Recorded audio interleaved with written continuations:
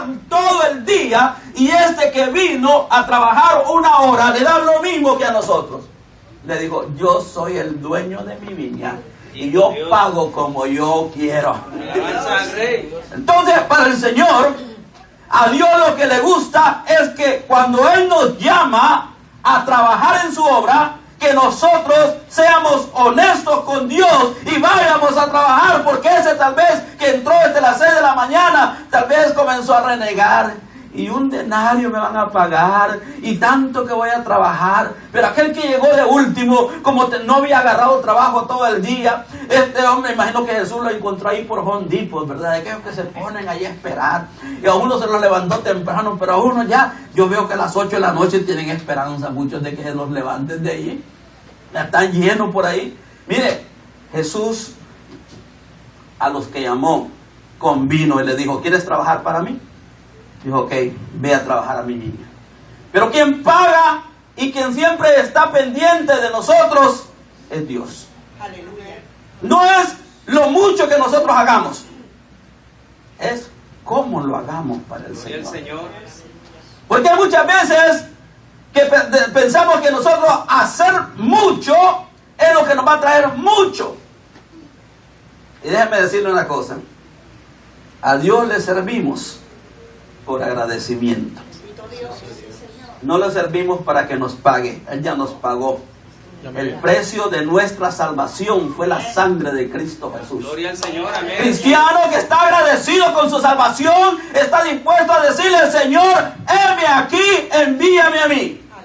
Un cristiano que está acostumbrado a trabajar en el Señor jamás va a estar sentado. ¿Por qué? Porque sabe a quién lo ha llamado. Yo le sirvo a Dios por agradecimiento. Yo le sirvo a Dios porque Dios ha sido fiel conmigo y ha sido bueno conmigo.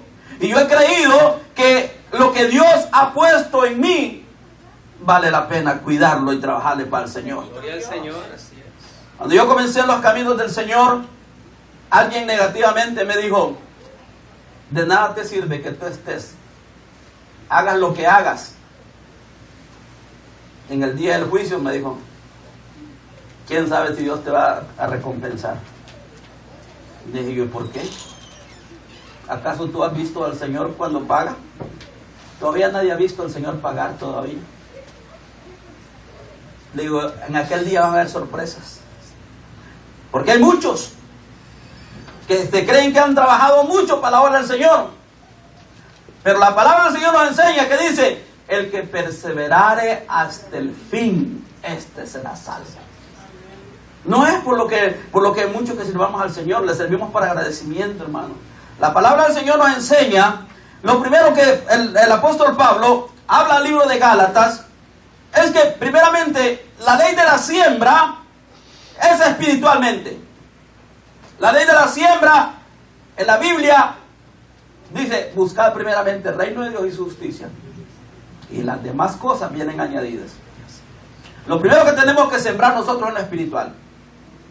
La primera recomendación que da es sembrar espiritualmente para restaurar. Dice, hermanos, si alguno fuere sorprendido en alguna falta, vosotros que sois espirituales, restaurale con espíritu de mansedumbre, considerándote a ti mismo, no sea que tú también seas tentado. Mire, ¿dónde está la siembra aquí? Fácil. La siembra está en que Dios no me ha puesto a mí para juzgar a los demás hermanos. Dios me ha puesto para restaurar. Dios lo ha puesto a usted para restaurar. Y cuando usted restaura, tenga por seguro que cuando usted caiga, alguien lo va a levantar. Pero si usted no levanta a nadie, cuando usted esté caído, nadie lo va a levantar. La primera ley espiritual que yo veo en el libro de Gálatas es que nosotros tenemos que ser de ayuda unos con otros. La ley espiritual está en que si yo ayudo a uno a levantarse, cuando yo esté abajo, 10 me van a levantar a mí. Hemos pasado momentos difíciles en el ministerio. Y es raro el cristiano que ha venido a levantarnos.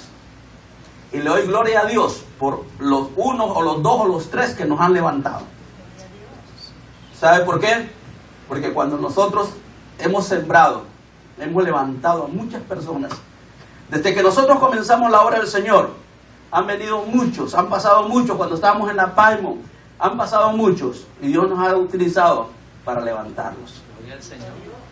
Cuando nosotros estamos caídos, Dios siempre provee a alguien. Siempre alguien va a llegar y nos va a decir: hermanos, aquí está mi mano, levántese en el nombre de Jesús.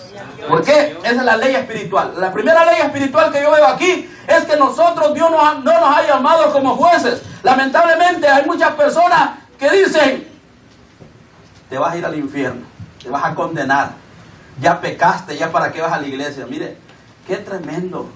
Y estas personas cuando caen no se levantan por nada. No los utilizan para nada el Señor. ¿Por qué? Se hacen piedras duras, porque ellos no sembraron espiritualmente.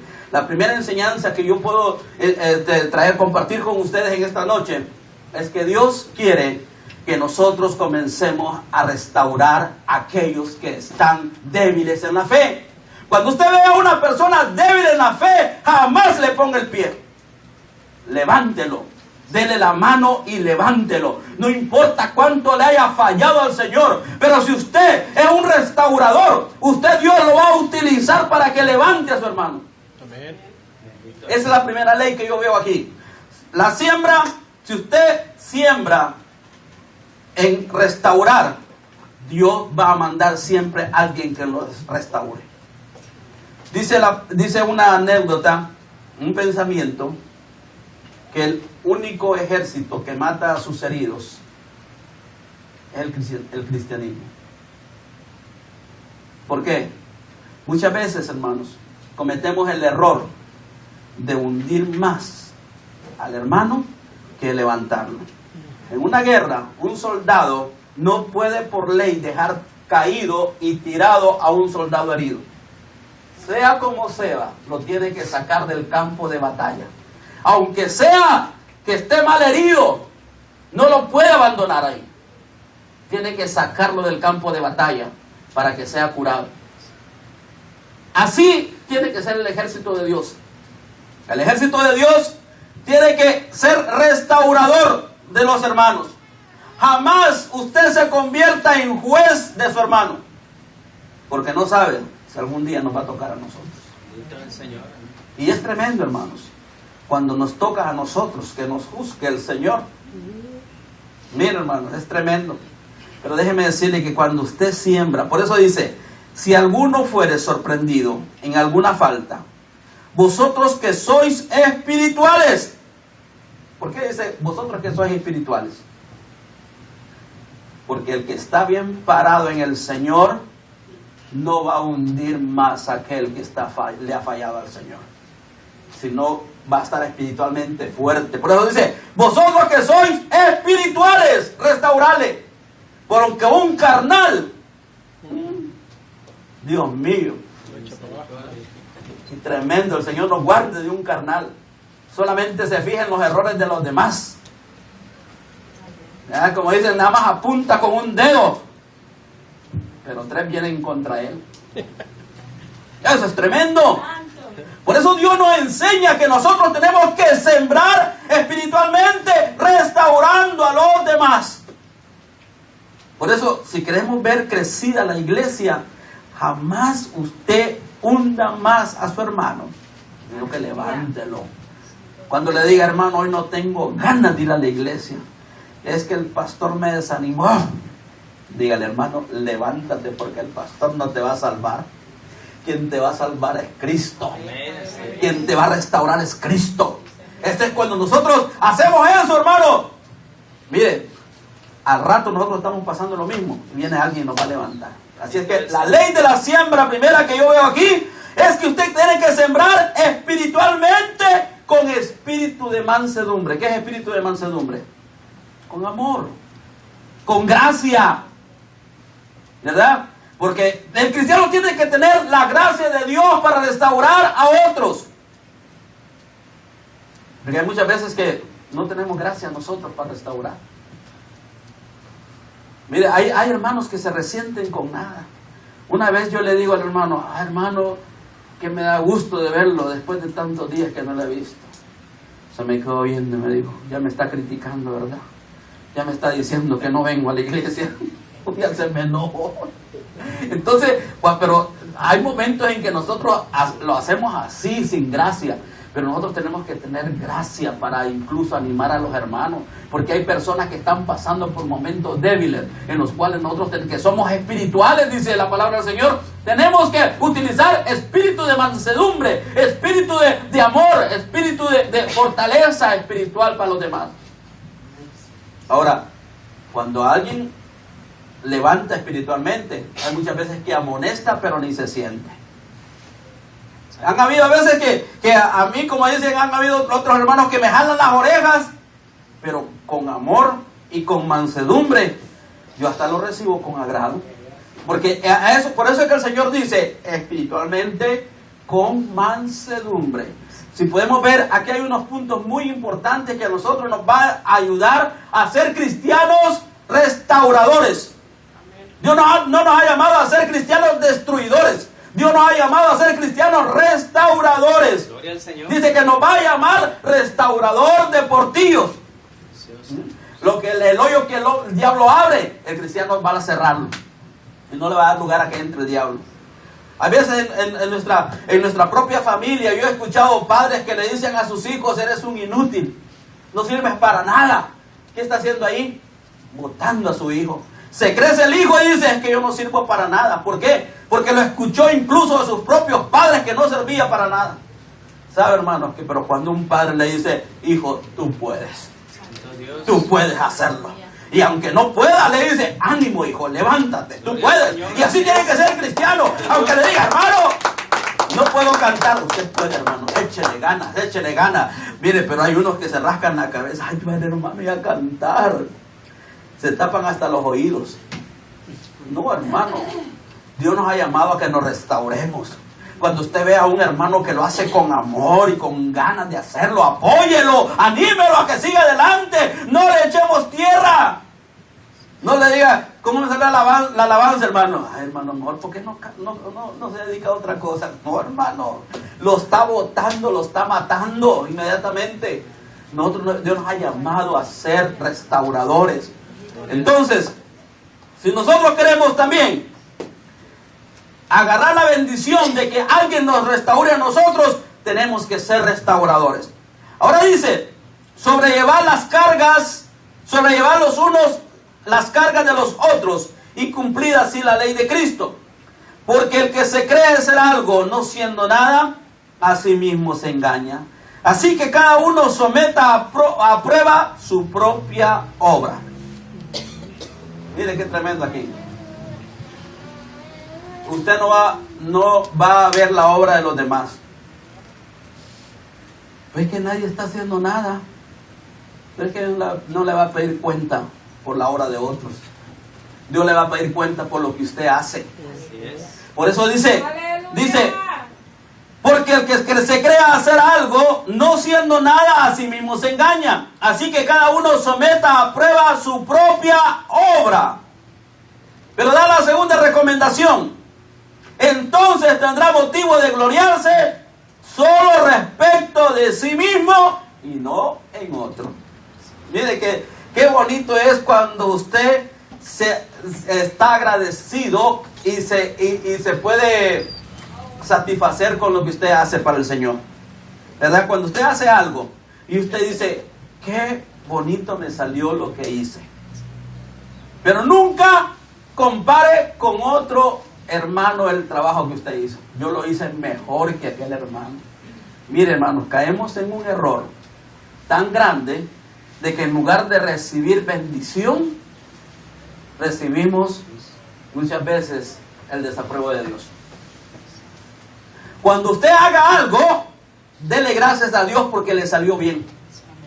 Pero jamás vaya a decir usted, a mí me sale mejor que el hermano. ¿Sabe por qué? Está fallando a la ley de la siembra de Dios. Y Dios va a decir, bueno, tú ya te pagaste tú solito. no esperes recompensa. Pero cuando nosotros, no, digamos, si yo hubiera puesto atención antes, cuando me decían, no hermano, usted, mire, llegó un pastor a decirme, ¿verdad? Tan así, me dijo, ¿sabe qué, hermano Hugo? ¿Por qué no se va al mundo mejor y peque todo lo que quiera y después regresa a la iglesia? Ay, Señor, mire, sentí una baldada de agua helada. Pero en parte tenía razón. Ya lo había molestado yo al hermano, ¿verdad? Como muchos de ustedes ya les cuento mi testimonio, ¿verdad?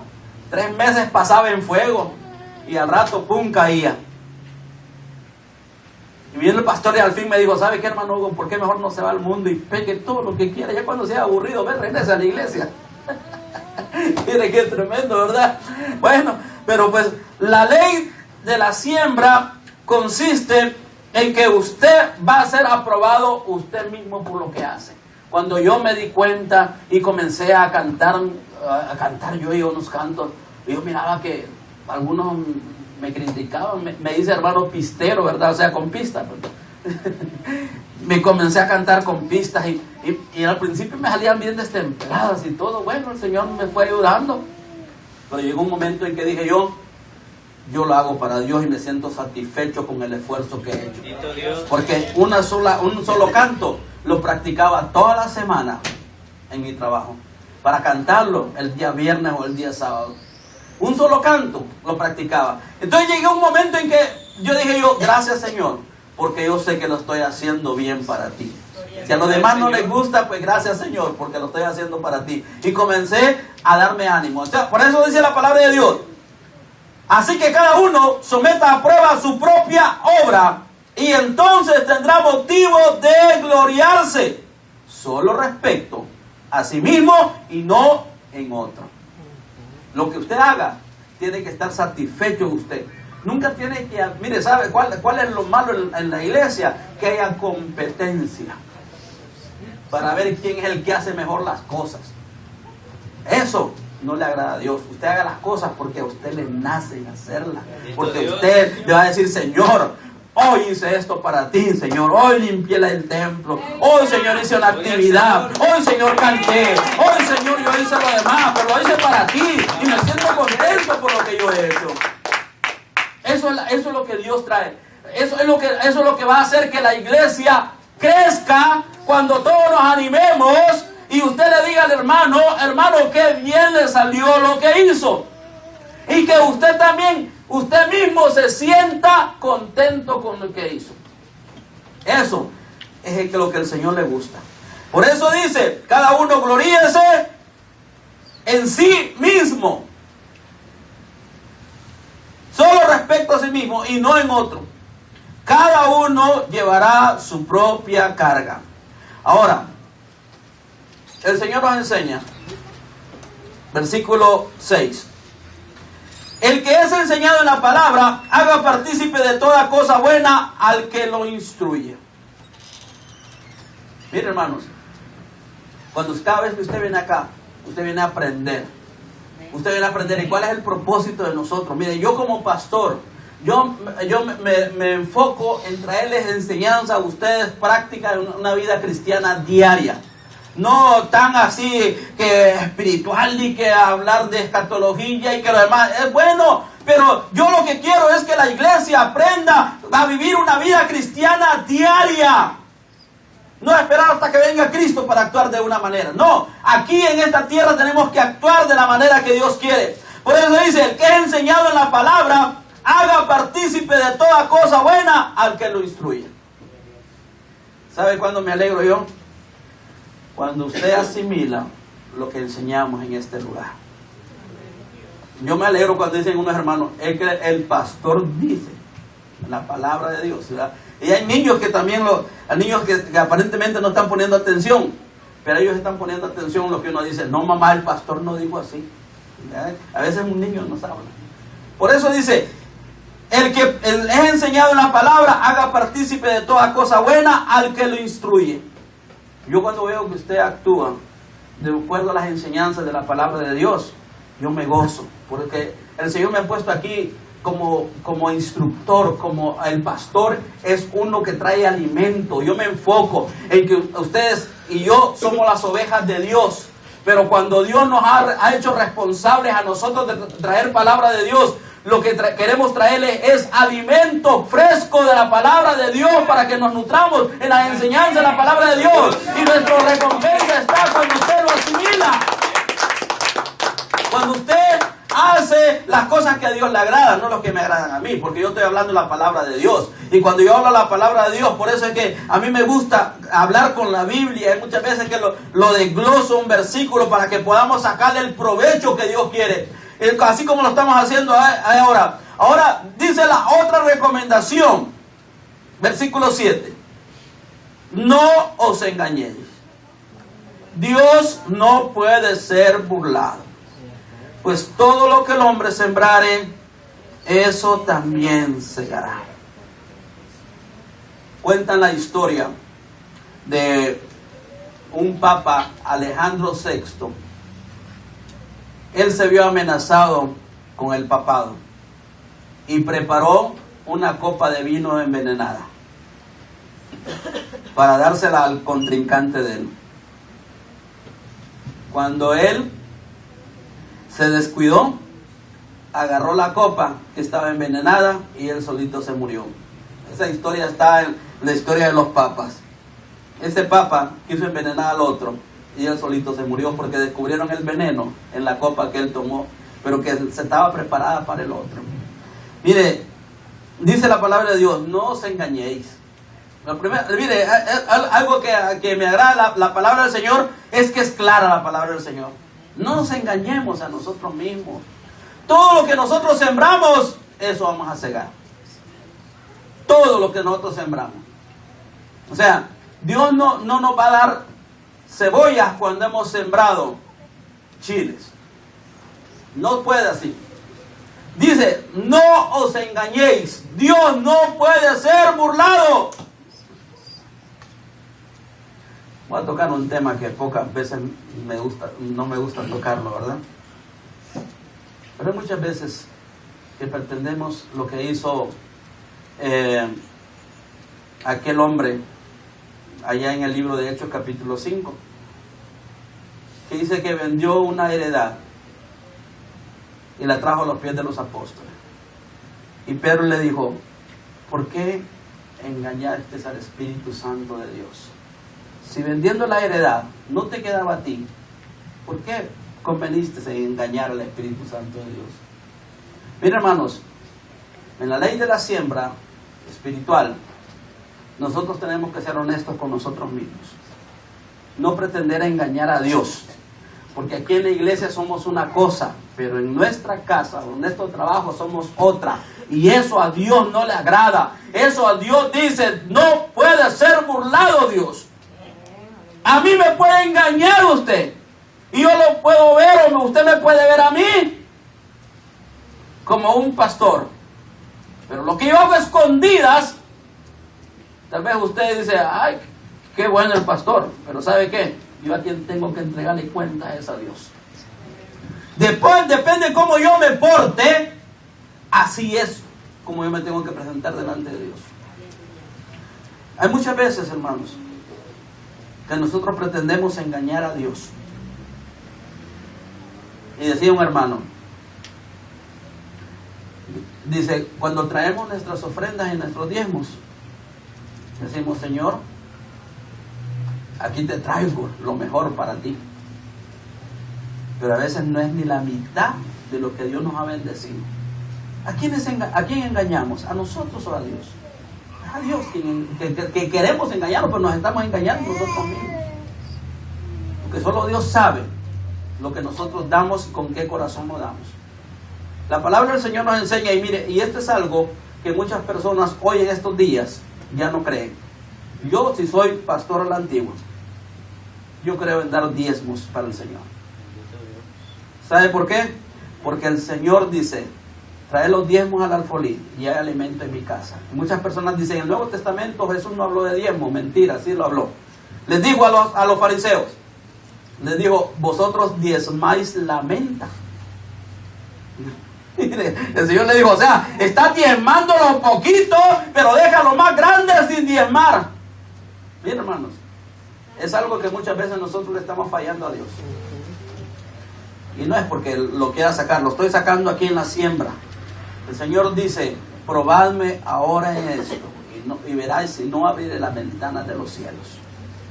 El diezmar a Dios no es antiguo. Es un compromiso con Dios. Y esto lo traigo en enseñanza. Si usted quiere diezmar, el Señor tiene cuidado de su obra. Si usted no quiere diezmar, no es obligatorio. Esto no es obligación, porque dicen, no hay que dar por necesidad, ni porque, ¿verdad?, a la fuerza. Porque Dios ama al dador alegre.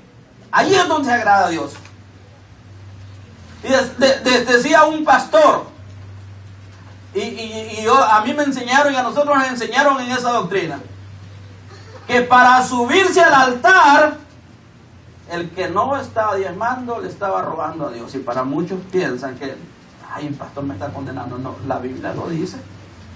Y yo no puedo omitir el Antiguo Testamento y solo quedarme en el Nuevo.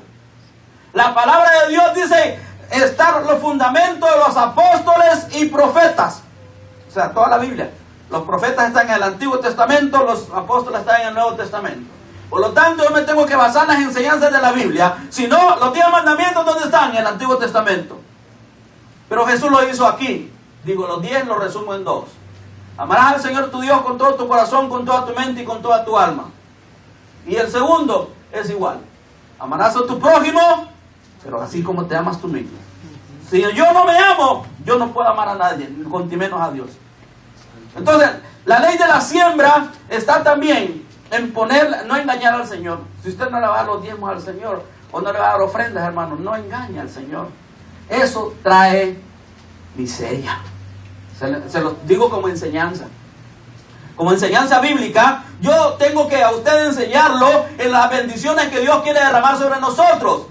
Si usted le roba a Dios, pues prácticamente se está robando usted mismo, porque usted no recibe la bendición de Dios.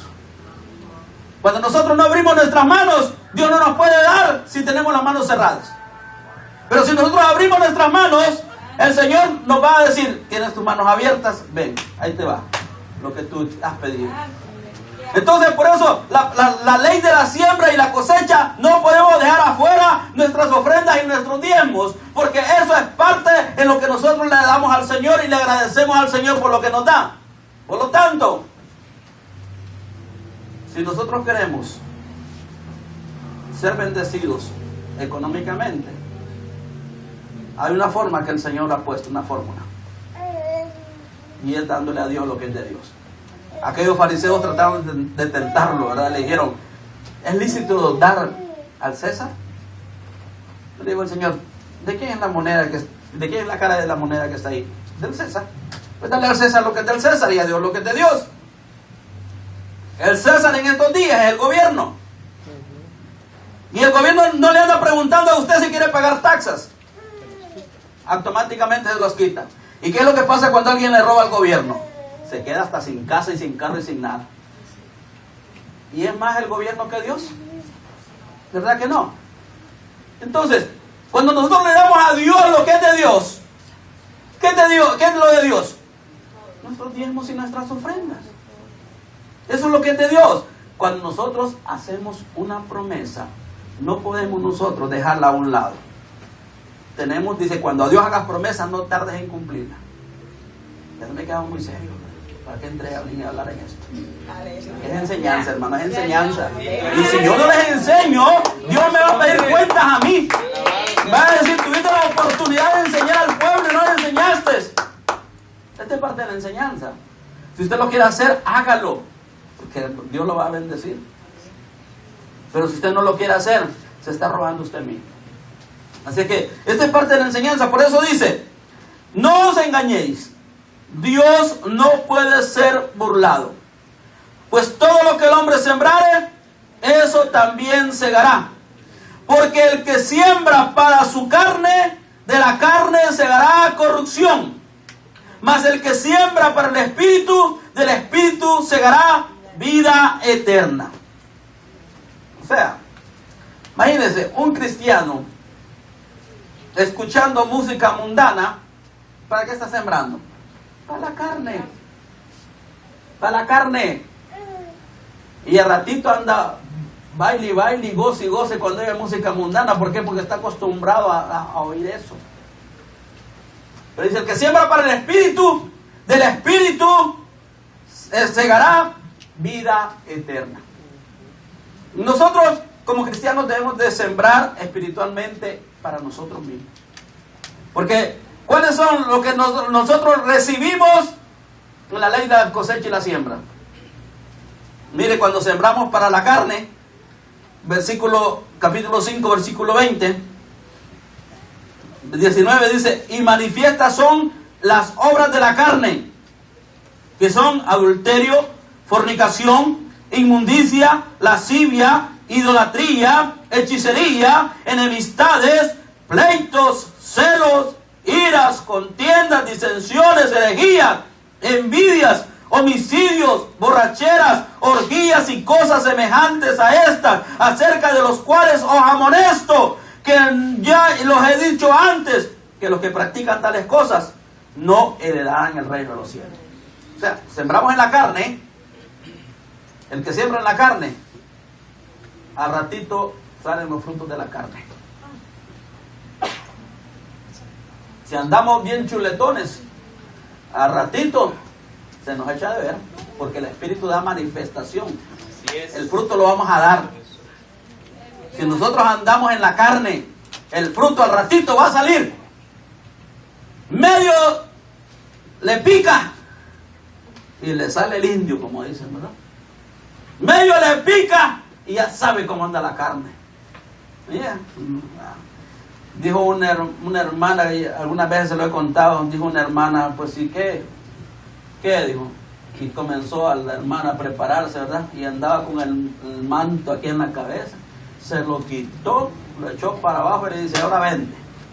Manifiestas son las obras de la carne. No es lo que aparentemos ser, es lo que realmente somos delante de Dios. Porque aquí podemos venir muy santitos delante de Dios, pero allá afuera, tremendo. Por eso el cristiano tiene que dar frutos del Espíritu. Dice el 22, mas el fruto del Espíritu es que amor, gozo, paz, paciencia, benignidad, bondad, fe, mansedumbre, templanza. Contra tales cosas no hay ley. Pero los que son de Cristo han crucificado a la carne con sus pasiones y deseos. O sea, aquí no es cosa. Dice, volviendo al 6:8, porque el que siembra para su carne, de la carne segará corrupción, mas el que siembra para el Espíritu, del Espíritu segará vida eterna. ¿Y cuál es la vida eterna? Los frutos del Espíritu es amor. Mire, hay un cristiano amoroso, un cristiano gozoso, un cristiano en paz, un cristiano con paciencia, con benignidad, con fe, con bondad. Mansedumbre, templanza, contra tales cosas no hay ley. Porque el cristiano tiene que crucificar esos deseos de la carne en Cristo Jesús. Por eso dice, pero los que son de Cristo han crucificado la carne con sus pasiones y sus deseos. Si vivimos por el Espíritu, andemos también por el Espíritu. Así es, la ley de la siembra a nosotros nos enseña. Todo tiene su tiempo, dijo el libro de Eclesiastés. Tiempo para sembrar, tiempo para recoger. Y dijo Eclesiastés en el capítulo 9, echa tu pan sobre las aguas y después de muchos días lo hallarás. Cuando nosotros sembramos, no tenemos que esperar recibir en el momento. Porque hay cristianos que dicen, no, pues yo ya cumplí con el Señor y hoy, Señor, aquí me siento a esperar. No. Dice el libro de Eclesiastés, echa tu pan sobre las aguas y después de muchos días lo hallarás. A mí me enseñó el Señor este versículo de esta manera. Echa tu pan. Pero si el pan en el agua se va a deshacer, ¿qué puede usted agarrar? Eche un pan así en un rillito. Se le va. Pero mire la palabra de Dios como es sabia. Echa tu pan sobre las aguas, y después de muchos días lo hallarás. Mire, si usted siembra en sus hijos amor, si usted siembra en sus hijos bendición, cuando nosotros estemos viejitos y cacaricos que no podamos ni movernos, nuestros hijos nos van a estar a nuestro lado. Pero el padre que no dedica tiempo para sus hijos, al rato llega viejito y no tiene nadie que le alcance un vaso de agua. Pero si nosotros sembramos en nuestra familia, vamos a cosechar. Dice, y después de muchos días lo hallarás. Ahora, el Señor me lo puso en esta manera fácil. Echa tu pan sobre las aguas. ¿Qué es lo que pasa el pan? Más adelante está el pescadito que se lo come. Y a los días voy a pescar y agarro un pescadote bien grandote. ¿Ah? Del poquito de pan que eché, ahora me llevo un plato de pescado a la mesa. Así me lo puso el Señor. Fácil.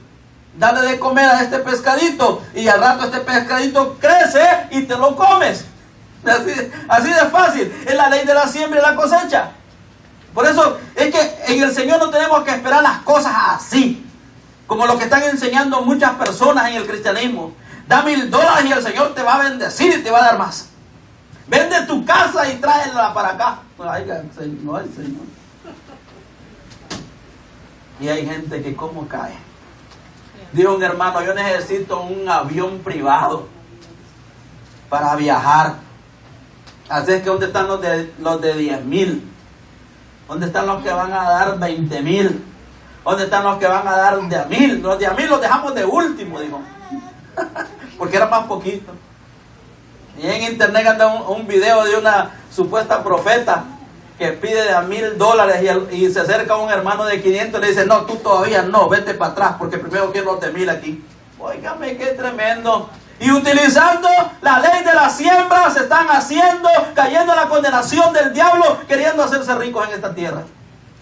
El Señor dice, echa tu pan sobre las aguas y después de muchos días lo hallarás. El que siembra un grano de frijol tiene que esperar meses para cosechar frijoles. No es que siembra y inmediatamente, como que si fuera la planta de frijoles mágico va a salir, no. Hay que abonarla, echarle agua, cuidarla. Así es nuestra vida cristiana. Para que Dios nos bendiga y agarremos los frutos de Dios, primero tenemos que sembrar. Y para sembrar, tenemos que cuidar lo que hemos sembrado. Tenemos que abonar, limpiarlo. La salvación es gratis, pero hay muchos que se han quedado que con que es gratis puedo hacer lo que yo quiera. Mentira. La salvación es tan valiosa que tenemos que cuidarla.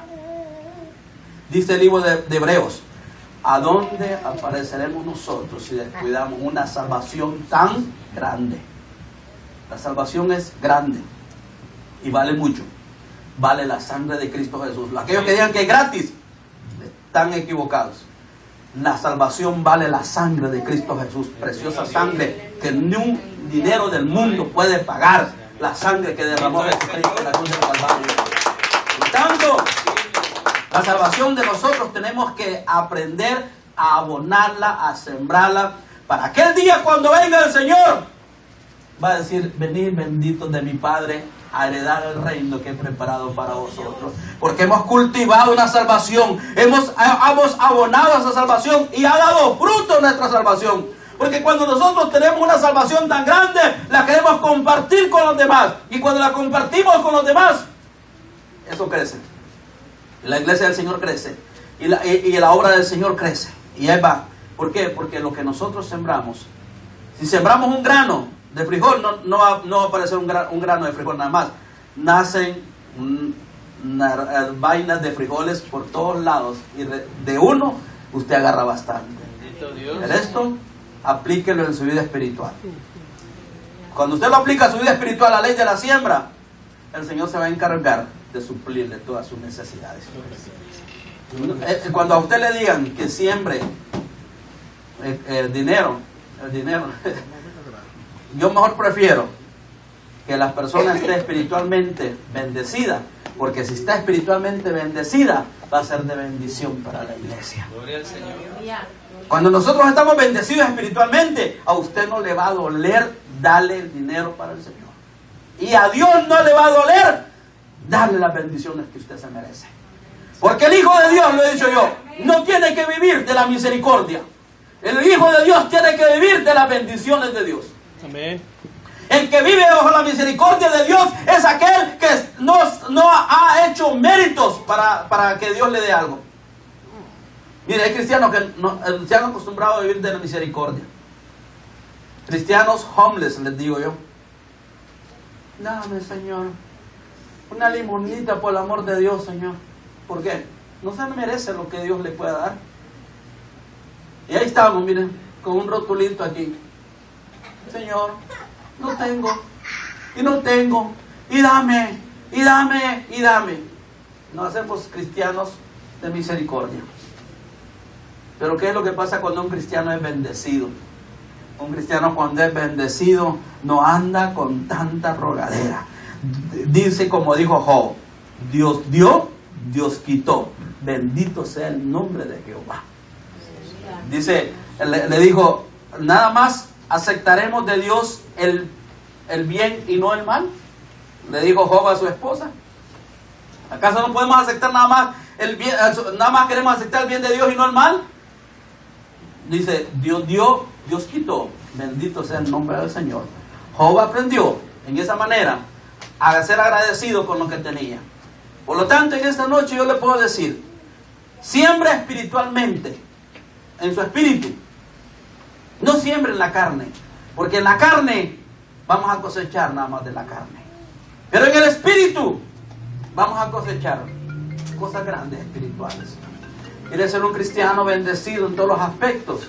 Comience a sembrar su tiempo para Dios.